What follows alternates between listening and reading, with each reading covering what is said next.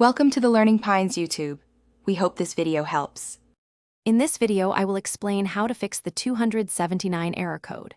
First, simply try restarting your device entirely, as this often resolves minor glitches. Ensure all cables are securely plugged in, particularly power and network connections.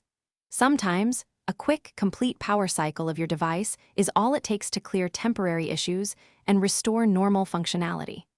This initial step is surprisingly effective for many common errors you might encounter, often saving you a lot of time.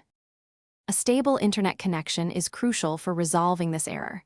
Begin by power cycling your Wi-Fi router, unplug it for about 30 seconds, then plug it back in. Wait a few minutes for it to fully restart and re-establish its connection.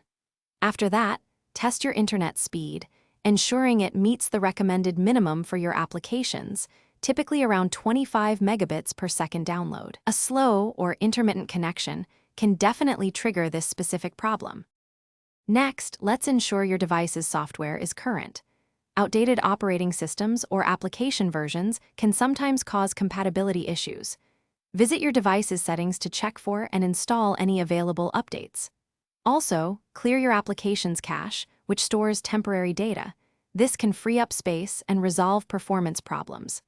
Finally, verify you have ample storage space, ideally more than 20% free, as insufficient space can also lead to errors.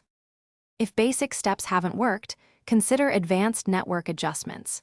Try changing your device's DNS server to a public one, such as Google's 8.8.8.8. Temporarily disable any VPN or proxy services you might be using, as they can sometimes interfere with connections. As a last resort, reset your network settings to their default. This can resolve underlying configuration issues that might be preventing normal operation and causing the error. Thanks for watching. Consider subscribing if we helped you.